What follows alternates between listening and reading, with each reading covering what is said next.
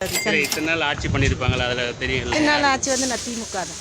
திமுக. எதனால் திமுக? ஏதோ அப்போ இருந்து எங்கள் அப்பா காலத்துலேருந்து நாங்கள் அதே தொடங்கி போகிறோம். அது அப்போ இருந்து அப்படியே பரம்பரையாக ஆகிப்போச்சு எங்களுக்கு. அதுதான். சரி, நீங்கள் உங்கள் அதில் நம்மளும் அதே தான்ப்பா. நான் திமுக. எதனால் அது? அவர் எல்லாத்துக்கும் பண்ணாரு, செஞ்சார்.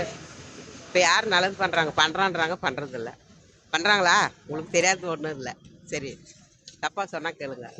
அதனால அவங்க எந்த ஆட்சிலையும் வந்து இது வரைக்கும் 1000 ரூபான்றது வந்து பெரிய காசு தான் நினைக்கல. எந்த ஆட்சிலையும் இது வரைக்கும் அம்மா காலத்துல இருந்து 1000 ரூபாய் கொடுத்து யாருக்கும் இது பண்ணல. அவரு ஏதோ இது ஒரு 1000 ரூபாய் கொடுத்ததுனால இல்லாதவங்களுக்கு, இருக்கப்பட்டவங்களுக்கு, இப்போ நாங்களே ஒரு கேஸ் வாங்கணும்னா ஒரு நேரத்தில் இல்லாதவங்களுக்கு அந்த 1000 ரூபாய் உதவுது.